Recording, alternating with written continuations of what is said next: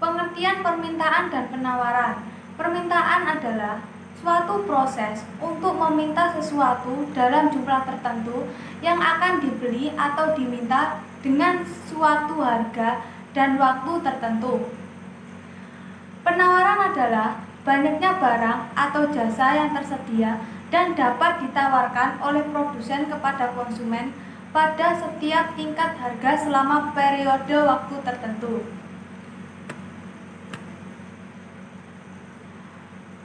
Hukum permintaan adalah ketika barang atau jasa mengalami penurunan, maka jumlah permintaan barang atau jasa akan naik. Sebaliknya, ketika harga barang atau jasa diminta akan berkurang. Hukum penawaran. Bila tingkat harga naik, maka jumlah barang yang ditawarkan akan naik. Bila tingkat harga turun, maka jumlah yang akan ditawarkan juga akan turun. Dalam hukum penawaran, semakin tinggi harga, semakin banyak jumlah barang yang ditawarkan. Sebaliknya, semakin rendah harga barang, jumlah yang ditawarkan juga akan semakin sedikit. Hal ini terjadi karena ketika harga sedang tinggi-tingginya, tentu saja penjual ingin mendapatkan keuntungan yang sebanyak-banyaknya. Akhirnya penjual ingin menjual lebih banyak barang. Sebaliknya, jika saat harga turun, penjual seolah-olah tidak seambisius sebelumnya. Permintaan dan penawaran tentunya dipengaruhi oleh beberapa faktor. Pertama, permintaan dapat dipengaruhi oleh harga barang atau produk itu sendiri. Contohnya, jika kita menjual kaos dengan harga murah, tentunya banyak konsumen yang tertarik untuk membeli karena harga murah barang tersebut. Contoh lainnya, jika kita menjual satu keranjang apel dengan harga lebih murah daripada toko apel lainnya, tentunya konsumen lebih suka berbelanja apel di toko kita. Lalu ada ketersediaan dan perubahan harga barang sejenis. Contohnya, jika kita menjual barang A, lalu barang A memerlukan barang B dalam penggunaannya, sedangkan barang B stok barang yang terjual itu kosong. Tentunya penjualan barang A akan menurun dong, karena barang A tidak bisa digunakan jika tidak didampingi oleh barang B. Lalu ada lagi tingkat pendapatan masyarakat itu sendiri. Kenapa hal itu kok bisa terjadi? Nah, masyarakat yang pendapatannya besar, tentu mereka akan mudah untuk melakukan konsumsi daripada masyarakat yang penghasilannya sedikit. Mereka akan mempunyai modal lebih banyak untuk membeli barang atau jasa dari orang lain. Lalu ada kebiasaan atau selera konsumen di daerah tersebut.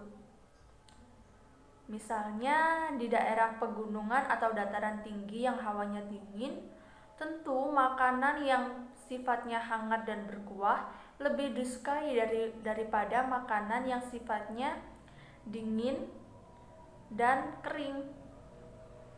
Faktor lainnya adalah jumlah penduduk di daerah tersebut.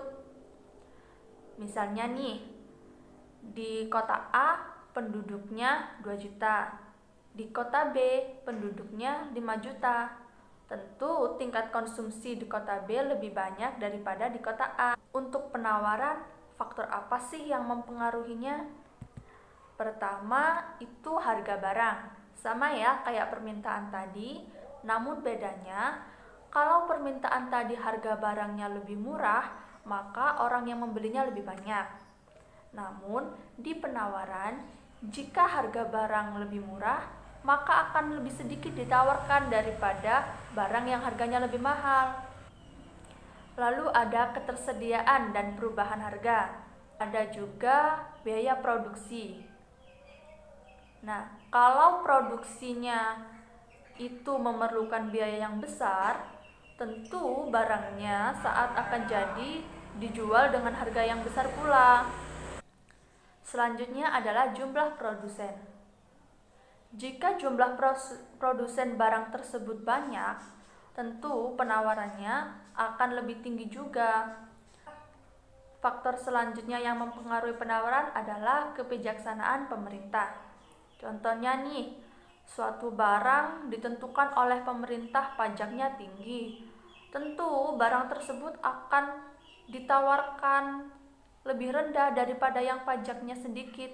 Karena jika barang tersebut menghasilkan keuntungan yang sedikit namun dengan pajak yang tinggi, perusahaan akan lebih memilih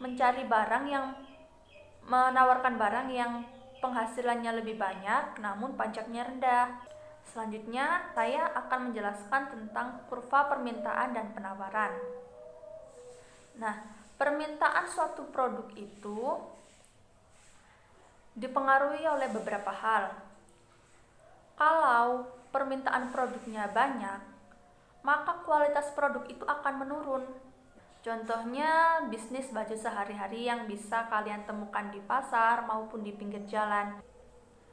Kedua, contohnya permintaan produknya itu banyak, tapi kualitas produknya itu terjaga dan kompetitor di bidang tersebut juga sedikit. Contohnya kopi dengan merek tertentu. Kopi A memiliki rasa yang unik, kualitasnya baik dan harganya sesuai dengan pelayanan yang diberikan, maka akan memiliki banyak konsumen tetap. Selanjutnya adalah kurva penawaran. Jika harganya meningkat, maka penawarannya juga akan meningkat karena untuk mencapai target penjualan dari barang tersebut. Lalu, jika harganya turun, maka penawaran produk tersebut akan turun juga karena akan lebih memilih untuk menawarkan produk yang harganya lebih mahal dari produk itu.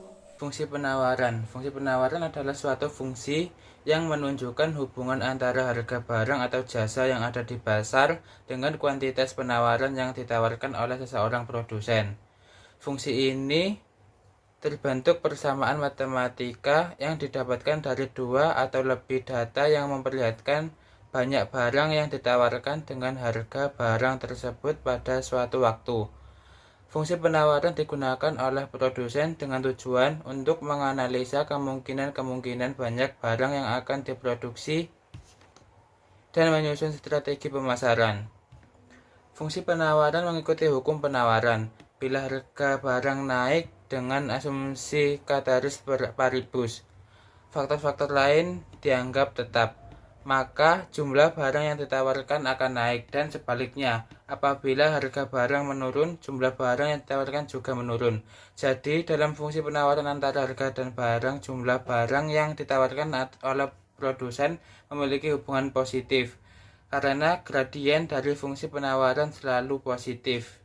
Bentuk fungsi penawaran. Fungsi penawaran menghubungkan antara variabel harga dan variabel jumlah barang atau jasa yang ditawarkan.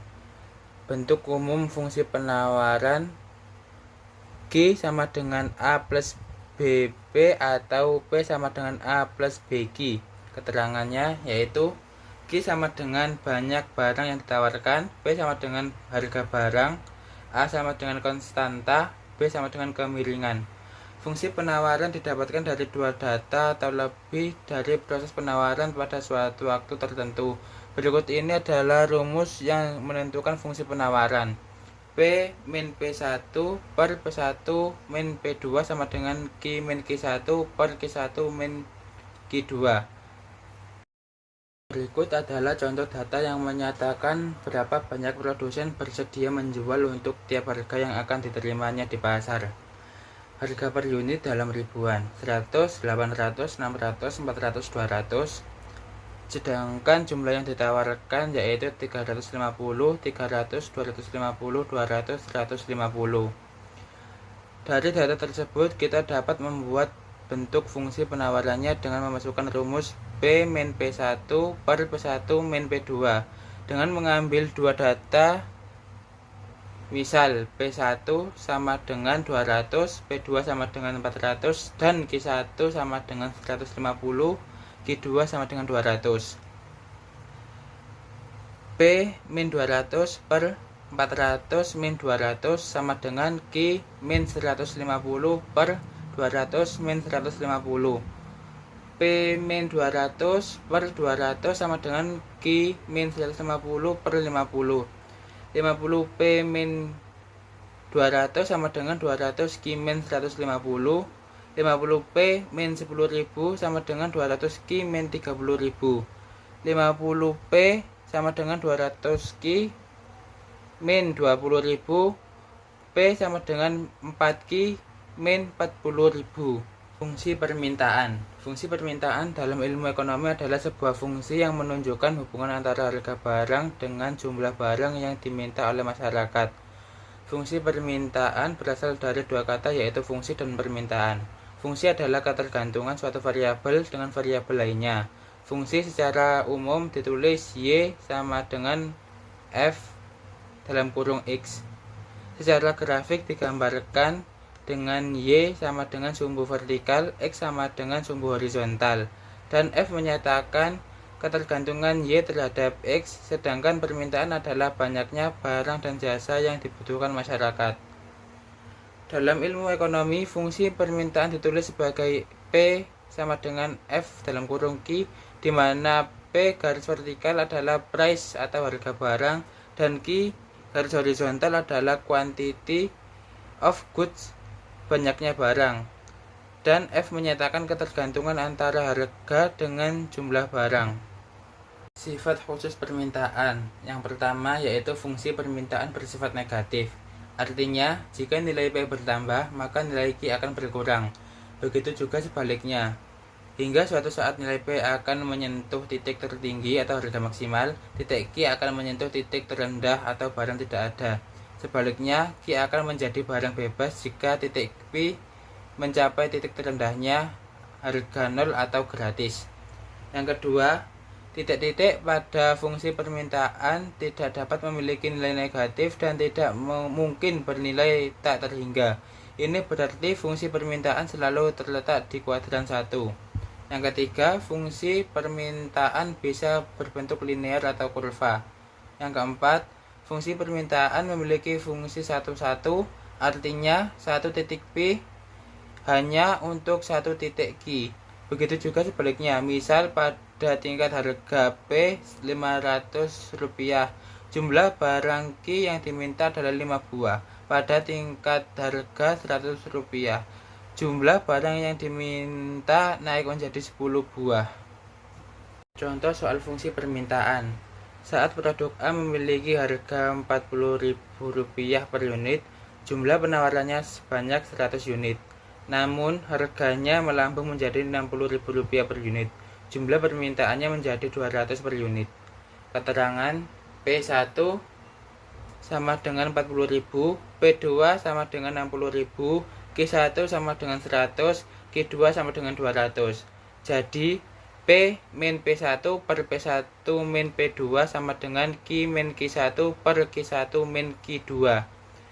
P min 100.000 per 80.000 min 100 sama dengan Q min 20 per 40 min 20. P sama dengan 100.000 per min 20.000 sama dengan Q min 20 per 20. 20 kurangi P min 100 sama dengan min 20.000 Q min 25. 20 P min 2 juta sama dengan min 20.000 Q kurangi 400.000. 20 P sama dengan min 20.000 Q dikurangi 400.000 dikurangi min 2 juta. 20P sama dengan min 20.000 Ki ditambah 1.600.000. P sama dengan min 1.000. Iya, halo. Assalamualaikum warahmatullahi wabarakatuh. Ketemu lagi sama aku, Viana Eka, dari Prodi Pendidikan Tata Niaga kelas 2021B dengan nomor NIM 21080324006. Nah, pada kesempatan kali ini saya akan menjelaskan tentang materi gerakan di sepanjang kurva permintaan dan penawaran. Oke, bentar saya share screen dulu.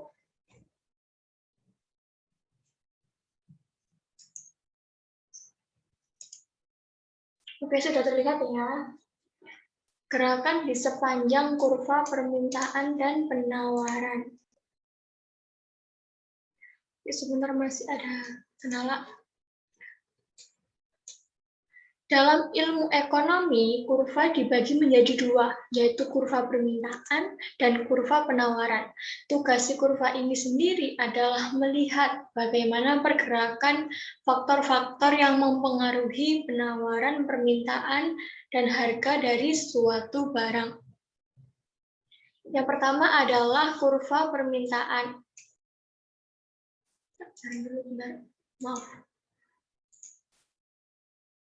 Kurva permintaan, yaitu permintaan akan suatu barang akan meningkat jika harganya turun. Jadi misal gini, kalau ada telur 1/4-nya harganya biasanya 7.000, tiba-tiba harganya jadi 3.000, harganya turun kan? Nah itu otomatis permintaannya akan bertambah, akan banyak, karena orang-orang pengen beli telur yang kebetulan murah gitu. Kurva ini mempunyai gradien atau kemiringan. Jadi gradien, kemiringan, slope itu sama aja ya sebetulnya, negatif.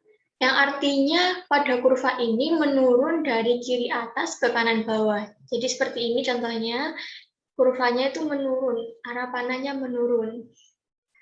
Jadi lihat ini contohnya tadi yang sudah saya jelaskan, kalau harganya turun 12.000, permintaannya meningkat jadi 200. Tapi kalau harganya 20.000, permintaannya menurun menjadi 120. Itu. Hal ini menunjukkan bahwa hubungan antara harga dan permintaan adalah berbanding terbalik. Contohnya seperti ini sudah diterapkan di kurva yang ada di sampingnya. Dan dengan penjelasan saat harga bakso 20.000, jumlah bakso yang diminta adalah 120 mangkok. Seketika harganya turun menjadi 18.000, yang diminta 140 mangkok. Ini menunjukkan semakin turun harganya kan semakin banyak ya permintaan. Nah, kesimpulannya yang membuat kurva permintaan bergerak hanyalah harga barang itu sendiri. Harga barang tersebut atau harga barang itu sendiri. Yang kedua ini adalah kurva penawaran. Oh maaf tadi kurva permintaan ya, saya salah ngomong. Yang kedua adalah kurva penawaran. Kurva ini adalah kebalikan dari kurva permintaan. Jika harga suatu barang naik, maka barang yang ditawarkan juga akan naik. Begitulah bunyi hukum kurva penawaran. Ini hukum kurva penawaran ya, jika harga suatu barang naik, maka yang ditawarkan juga akan naik. Kurva ini memiliki kemiringan positif, yang artinya kurva ini berjalan dari pojok kiri ini ke atas. Kalau permintaan tadi kan dari sini ke bawah, sedangkan kalau penawaran dari kiri ke atas. Ini contohnya seperti ini.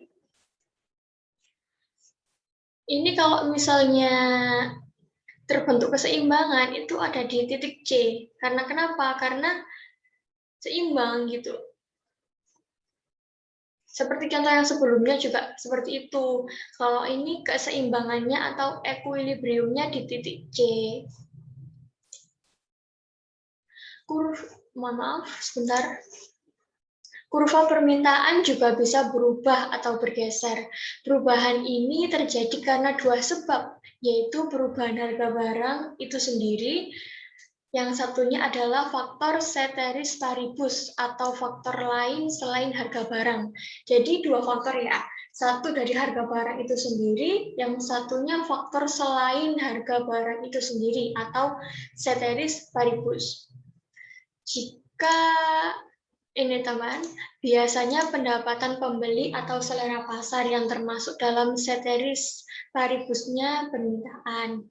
Jika yang berubah adalah faktor ceteris paribus, sebagai contoh ya, kan tadi ceteris paribus itu memasukkan pendapatan pembeli atau selera pasar ya yang tercantum dalam ceteris paribus. Jadinya di sini dipakai contoh pendapatan. Maka akan terjadi pergeseran kurva permintaan. Bila pendapatan meningkat, kurva permintaan bergeser sejajar ke kanan ini. Jika permintaan meningkat. Jika pendapatan menurun, mohon maaf ini, jika pendapatan meningkat, kurva ini akan bergeser ke kanan. Ini kan garisnya dari awalnya kan. Jadi bergeser ke kanan, ini jika pendapatan meningkat. Jika pendapatan menurun, kurva permintaan bergeser ke kiri. Seperti ini contohnya. Nah, ini ada tabel tentang hubungan antara faktor yang mempengaruhi permintaan dan perubahan pada kurva. Jadi, perubahan pada kurva itu disebabkan oleh ini. Faktor yang mempengaruhi permintaan itu ada harga itu ada barang itu sendiri, ada barang subsidi, ada barang komplementer, dan lain-lain. Dan ini juga tercantum perubahan pada kurva permintaan ketika naik dan turun itu bergeser kemana saja. Jadi bisa dibaca ya. Oke, ini. Selanjutnya yang penawaran. Kurva penawaran juga bisa bergeser, sama halnya kurva permintaan. Faktornya tetap sama, yaitu perubahan dari harga barang itu sendiri dan faktor ceteris paribus. Namun, ceteris paribus di sini adalah biaya produksi dan teknologi. Kalau tadi kan di permintaan kan gara-gara pendapatan atau dari pasar itu sendiri. Kalau yang penawaran itu karena biaya produksi dan teknologi. Kenapa sih? Karena kalau permintaan itu hubungannya dengan konsumen, menurut saya. Dan kalau penawaran itu ada hubungannya dengan produsen. Oleh karena itu, di sini disebutkan biaya produksi dan teknologi. Karena perusahaan pasti tidak jauh-jauh dari itu. Soalnya kalau misalnya perusahaan ini punya teknologi yang bagus, berarti kan mereka bisa memproduksi produk lebih banyak lagi. Gitu. Jika yang berubah adalah faktor ceteris paribus, contohnya teknologi, maka akan terjadi pergeseran kurva permintaan. Bila teknologi meningkat atau ditemukan inovasi teknologi baru yang semakin canggih, yang seperti yang saya katakan tadi, memungkinkan produksi lebih banyak dan efisien. Berarti juga mengurangi sumber daya manusia. Kurva penawaran bergeser, maksud saya, sejajar ke arah kanan ini. Jika teknologi menurun, ini kemungkinan enggak ya, karena teknologi akan terus berkembang. Kurva penawaran bergeser sejajar ke kiri. Ini contoh dapat diilustrasikan sebagai berikut. Intinya dari pergeseran kurva penawaran dan permintaan itu jika pendapatan atau teknologi dari ceteris paribus ini naik, maka akan bergeser ke kiri. Tapi jika menurun, itu akan, mohon maaf, jika naik akan bergeser ke kanan. Tapi jika turun akan bergeser ke kiri. Seperti itu. Ini juga ada tabel yang menerangkan tentang hubungan antara faktor yang mempengaruhi penawaran dengan perubahan kurva. Jika di permintaan tadi, di harga itu ada 3, ada barang komplementer juga, tapi di sini harga itu ada harga barang itu sendiri dan barang terkait. Juga ada biaya produksi, teknologi, jumlah produsen, kebijakan pemerintah, dan prediksi atau ekspektasi konsumen atas harga barang itu sendiri. Dan juga sudah dijelaskan tentang perubahan pada kurva penawaran ketika naik dan turun bergeser kemana. Oh, maaf. Oke, itu sekian dari saya. Mohon maaf apabila ada salah kata. Terima kasih. Wassalamualaikum warahmatullahi wabarakatuh. Oke. Iya, Assalamualaikum warahmatullahi wabarakatuh. Perkenalkan, nama saya Viana Eka dari jurusan Pendidikan Ekonomi, Prodi Pendidikan Tata Niaga, dengan nomor NIM 21080324006. Nah, di sini saya akan menyampaikan materi tentang titik keseimbangan pada teori ekonomi ya. Oke, langsung aja akan saya share. Sebentar.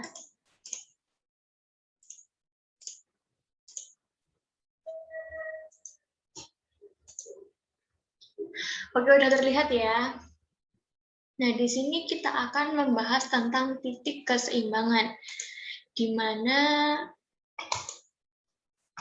titik keseimbangan itu nama lainnya market equilibrium.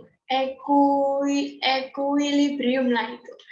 Nah, market equilibrium atau keseimbangan pasar adalah sebuah kondisi ketika terjadi keseimbangan antara jumlah produk atau jasa yang diminta maupun yang ditawarkan dalam harga tertentu. Jadi keduanya ini seimbang gitu antara kuantitas dan harganya. Baik dari permintaan juga seimbang dan penawarannya juga seimbang. Nah, proses ini penting untuk menentukan bahwa kurva keseimbangan akan tetap stabil atau tidak. Kurva tersebut dapat dikalkulasikan dengan rumus keseimbangan dari pasar. Itu nanti ada di bawah ini ya. Di bawah ini. Kondisi ini juga menjelaskan adanya kesamaan antara harga produk yang diminta konsumen dan harga yang ditawarkan produsen. Jadi misalnya konsumen itu minta harga 5.000, nah sedangkan produsennya juga minta harga 5.000, jadinya ini seimbang gitu. Jika keseimbangan dalam pasar telah tercapai, semua harga akan cenderung stabil. Untuk keseimbangan pasar dihitung dengan rumus seperti berikut. QD sama dengan QS sama dengan QE. PD sama dengan PS sama dengan PE, di mana Q itu adalah quantity atau jumlah, sedangkan D adalah demand atau permintaan dari konsumen. Untuk E adalah equilibrium, keseimbangan itu sendiri, S adalah supply. Oke, itu. Bila dideskripsikan dalam sebuah grafik, keseimbangan pada pasar muncul pada titik potong di antara kurva permintaan dan kurva penawaran.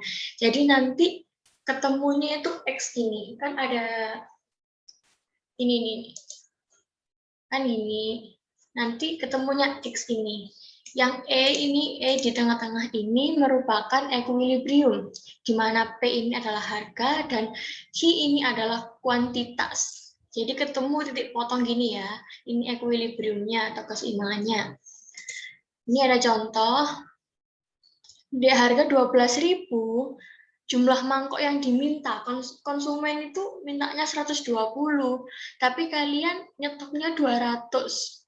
Jadi di sini bersifat kelebihan penawaran, karena penawaran kalian kebanyakan. Wong cuma minta 120 kok. Terus yang kedua ada harga 14.000, di mana jumlah yang diminta oleh konsumen hanya 140, tapi kalian menawarkan 180 mangkok. Jadi kalian tuh nyetoknya 180 mangkok, tapi yang dibutuhkan cuma 140. Jadinya ya kelebihan penawaran. Penawaran ini oleh siapa sih? Penawaran ini dilakukan oleh seller atau oleh produsen, seperti itu. Untuk harga 16.000, ini jumlah mangkok yang diminta adalah 160. Nah, jumlah yang ditawarkan oleh seller juga 160. Nah, ini yang merupakan keseimbangan pasar, karena permintaannya 160, penawarannya 160 sama. Oleh karena itu bertemu di titik seperti ini, gini. Ini equilibriumnya. Untuk yang 18.000 ini, mangkok yang diminta 180, jumlah yang ditawarkan ada 140. Jadinya 180 ini seperti ini, kalian beli barang tiba-tiba, Mbak ini ada enggak? Oh Mbak, maaf Mbak, habis. Itu ternyata merupakan kelebihan dari permintaan. Sellernya cuma nyetok 140, tapi yang minta 180. Untuk yang 20.000 jumlah minta sama ya ini, tapi ini juga kelebihan permintaan. Lagi, upaya yang dilakukan pemerintah agar keseimbangan pasar selalu terjaga adalah dengan pengendalian harga. Kenapa sih kok ada pengendalian harga? Adalah untuk melindungi konsumen atau produsen. Kalau harga dijual terlalu murah, ya kasihan produsen. Mereka akan rugi. Kalau dijual terlalu mahal juga produsen juga rugi. Kemungkinan juga produknya nggak akan laku kalau dijual kemahalan itu loh ya. Kalau di sisi konsumen ya nggak akan beli, ngapain beli produk mahal-mahal.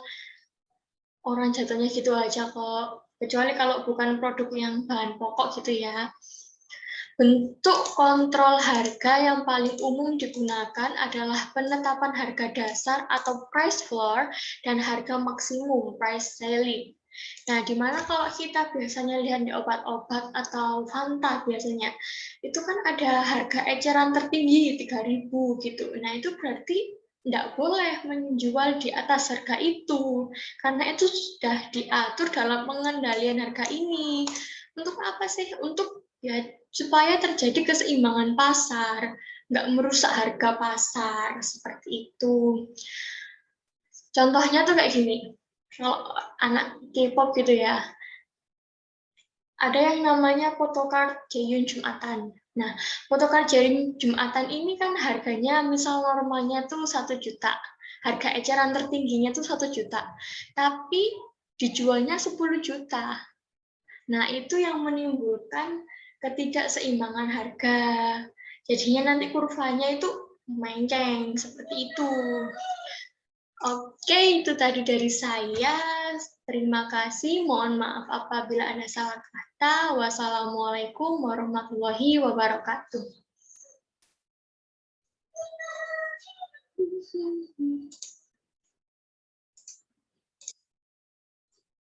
Ini bentar, ini gimana answer?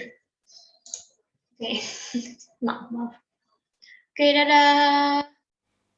Yang pertama ada permintaan yang berlebih.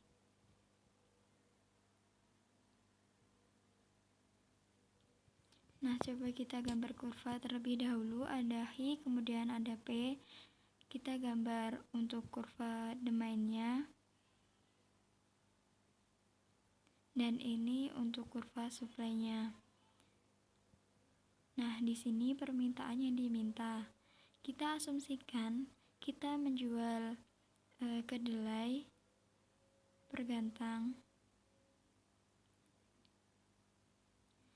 Gantang tersebut satuan volume untuk menghitung massa dari besar ataupun biji-bijian lainnya. Di sini permintaannya 50.000 per gantang. Sementara supply kita hanya 25.000. Nah, ini harganya $1,5 per gantangnya. Permintaannya 50.000 dan suplainya hanya mampu memproduksi 25.000. Artinya di sini ada kurangan 50.000 dikurangi 25.000. Artinya kurangannya 25.000. Nah, ketika ada kurangannya itu hukum permintaan berlaku. Jadi di sini namanya ada kelangkaan. Otomatis harganya bakal naik. Jadi yang awalnya 1,5 di sini bisa menjadi 2,5 dan akan membentuk titik equilibrium pasar, misalkan 35.000. Nah, inilah kemudian yang dimaksud permintaan yang berlebih. Permintaannya 50.000, kita mampu memproduksinya hanya 25.000.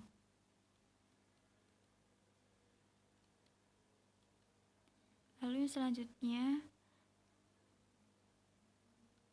ada penawaran yang berlebih. Kita gambar kurvanya.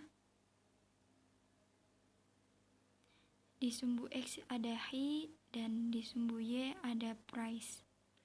Di sini ada kurva demand-nya dan kurva supply-nya.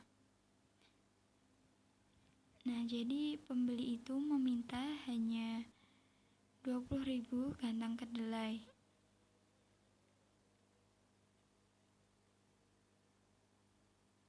Produsen memproduksi lebih dari 20.000. Mungkin di sini memproduksinya 40.000 kantong kedelai. Nah, berarti di sini ada kelebihan supply. Dari yang diminta 20.000 tapi yang diproduksi 40.000. Artinya ada kelebihan 20.000. Ketika terjadi kelebihan supply, maka price bakal turun. Maka di sini akan membentuk titik equilibrium pasar. Di sini dari harganya $3 menjadi $2 per gantangnya. Nah, di sini 35.000. Ketika permintaan itu cuma 20.000, tapi berhasil memproduksi oleh produsen itu 40.000. Artinya dia kelebihan supply 20.000. Ketika kelebihan supply, maka harganya akan turun. Karena banyak banget barang yang diproduksi oleh produsen, jadi harganya turun dari yang awalnya $3 menjadi $2. Nah, inilah bagian yang disebut penawaran yang berlebih. Jadi 40.000 dikurangi 20.000 sama dengan 20.000.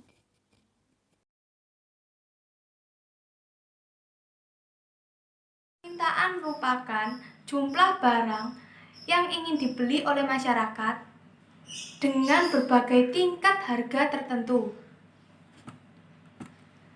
Faktor yang mempengaruhi permintaan pasar yaitu 1. Harga barang, 2. Pendapatan masyarakat, 3. Selera masyarakat, 4. Kualitas barang, 5. Harga barang lain, 6. Jumlah penduduk, 7. Ramalan masa depan. Dan ini merupakan kurva permintaan pasar.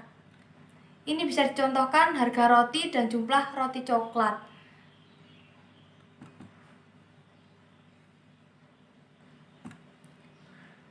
Macam-macam permintaan menurut daya beli konsumen.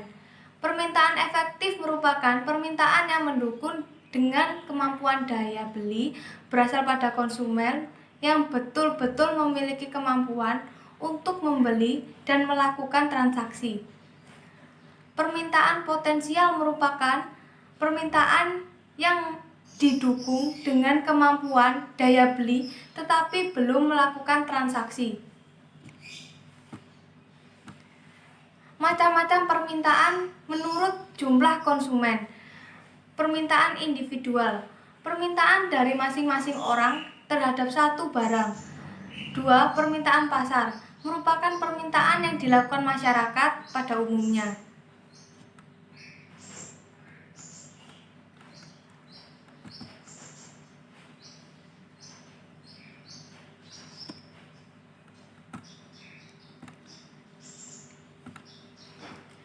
Penawaran. Penawaran adalah kesediaan penjual untuk menjual berbagai barang pada berbagai tingkat harga dalam waktu tertentu.